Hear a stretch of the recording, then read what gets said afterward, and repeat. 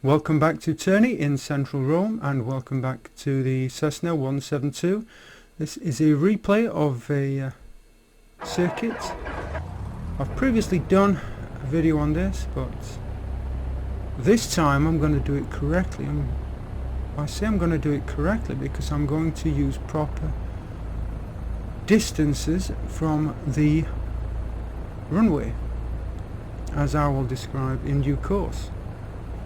Of course, as this is a replay, there are certain bugs in the replay, including the avionics being off. But that will not affect what we're going to do here. As described before, takeoff on runway heading, which will be to the west, climb to 500 feet AGL, which is about 800 feet on the altimeter, and then we're going to turn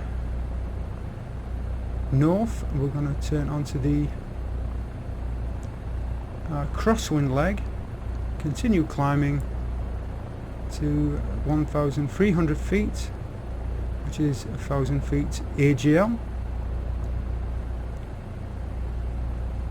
and we're going to fly the downwind leg, and we're going to be looking for the end of the runway. At that point we'll extend first stage of flaps, and at a 45-degree angle from the end of the runway we will turn south as we descend, and then finally we'll turn, that's a base leg, then finally we'll turn onto final. We're looking at around 500 feet per minute descent. As we're on base leg, we'll add another stage of flaps, and when we are committed to landing, then we will add full flaps. One slight mistake in this circuit, I turn onto final a little bit early, and that will become obvious at the time. First thing to do will be to sync the gyro, so to make sure that the gyro is pointing, or the HSI is pointing in the correct direction. I believe with X-Plane it's supposed to sync that up automatically at the start. At least that's what I've read. So I'm just going to slowly add power here. Just gradually work the power up to maximum. A little bit of right rudder to keep it straight. Keep that right rudder on as we start the climb. Looking to maintain about 1,000 feet per minute climb, which will give us about 80 knots. So just getting it down to 1,000 feet per minute and climbing for 800 feet. It's a little bit above 80, but it's perfectly acceptable. We're back. See the runway, and we're looking for 800 feet, and we'll start to turn.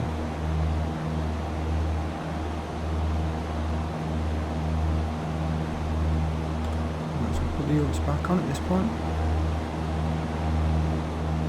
So obviously we can't really see the runway at this point. Turning, actually we're turning south rather than north. I was too confused. So we're turning south, and you can see the runway. Just bringing the power back now as we get to 1,300. Just gone through a little bit to 1,400. And we just still see the runway. You can see the line of buildings, which is going to be distinctive. You just have to look carefully. You know, we came out of those hangars at the beginning, so that's that line of buildings. You can see the runway as it goes left to right, then you can see that line of buildings. That is going to be our reference point for the end of the runway. Now as we get to a 45-degree angle at the end of the runway, we turn again, and this time we're turning to the east. Again, hard to see the runway because of the position of the wing. Looking for a standard rate turn. Maintaining altitude. Maintaining the turn, maintaining altitude. Making adjustments to power, pitch. And as we roll out, we're looking for the runway. And we're looking for that line of buildings, you can see it there. If you look at the wing spar, about 3/4 of the way up the spar, that's the runway. So just touching the row of buildings, the hangars. So we're maintaining altitude. Continuing that east heading, you can see the runways right in front of us there. You see that row of hangars, and that gives us the end of the runway. And at this point we'll extend the first stage of flaps.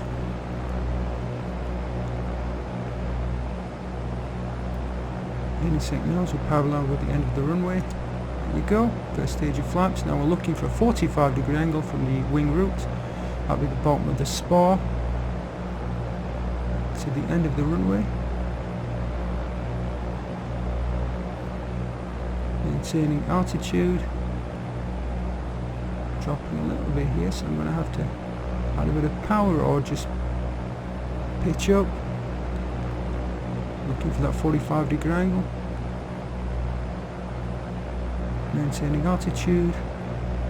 And getting ready to turn onto a north heading. There you go, with 45-degree angle. Just climbing a little bit, we'll start that descent. Trying to maintain that standard rate, I'm pitching a little bit too much. Just adjusting that. Again, we're losing sight of the runway. You see the tall tower in front of us, that's where we want to be pointed towards when we roll out on the base leg. And shortly we'll extend another stage of flaps. So a moderate descent, adjusting power to, in fact there you see we've extended another stage of flaps, so a little bit of lift that we then have to counteract. And we're looking for about a 500 feet per minute descent. Adjusting to stay on that northerly heading, and we're looking for the runway. See that line of hangars there, distinctive line of hangars. And as we get to the road, we'll start to turn onto final. Again, I just turned a little bit too early. 500 feet per minute descent, keep on monitoring that as we continue straight north. Just turning in slightly early. Again, maintaining that descent rate, standard rate turn, and looking for the runway. So as I'm turning, I'm starting to relax the turn a little bit as I start to realise that I'm turning in a little bit too early. So you have this distinctive feature of the road running parallel to the runway. And now start to just finish off that turn. Still looking to maintain that descent. And when we are committed to the landing, extending the final stage of flaps.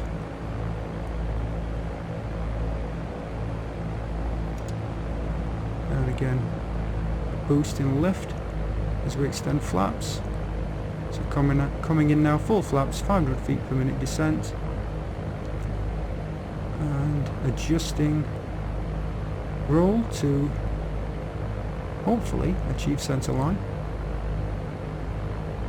This is quite possibly the most difficult part of the landing.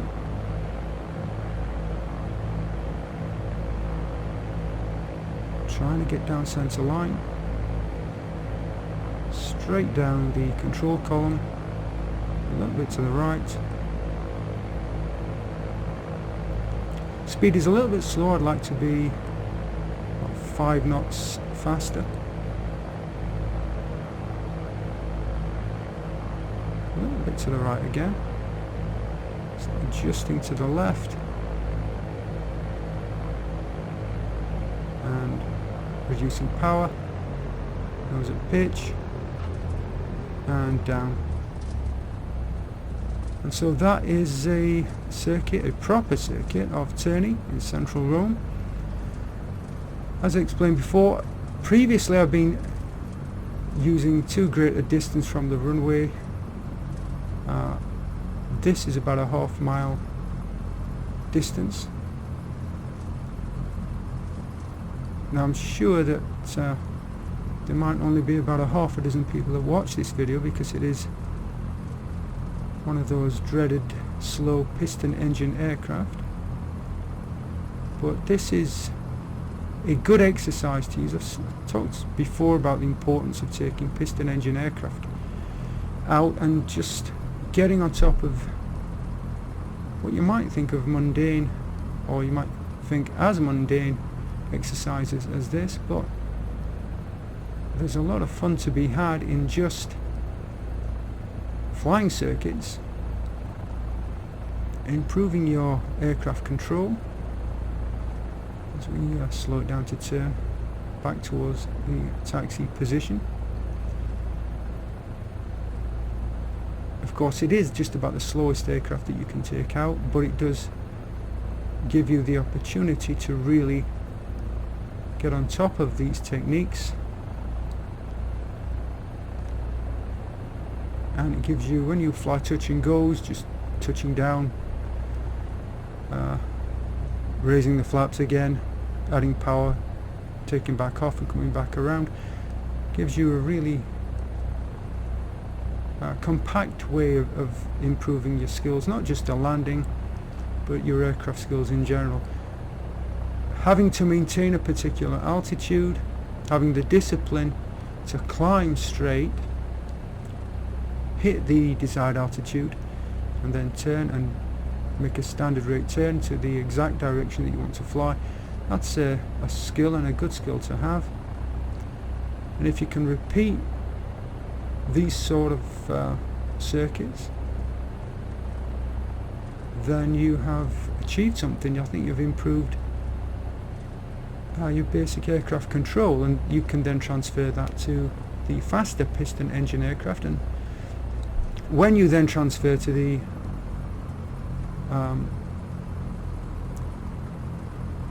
more powerful aircraft, that will really help in your confidence, if nothing else, in handling those aircraft. If you're handling something like the Saab 340, it's really going to help to have the confidence that you take from flying circuits. Slowing down a little bit as we exit the runway. And this is still a really great airport. I think it kind of you can really compare this to the Orbeck stuff. It's a really, really nicely done airfield. Obviously it's only really good for VFR, but again, you can just use this as a base to fly circuits, and you've got a really pretty airfield. So I hope you found that interesting. I finally got to do this correctly. The important thing is always to keep the airfield in sight, keep that half-mile spacing on the downwind leg, and you can kind of judge that by looking at the wing spar. You want the runway to be about 3/4 up that wing spar as a general rule. It's not exact, but it will give you a good benchmark. So as you come in on the downwind leg, just either with track IR or with a specific view, look for that position of the runway in relation to the spar. Obviously, if you have track IR or VR, then flying traffic patterns, flying circuits is much easier. But even if you don't have those, you can still use, you can set up views that are going to make that a lot easier, or this whole process a lot easier. So again, hope you enjoyed that, hope you found it useful. And as we come to a stop at the hangar, feel free to like, comment and subscribe.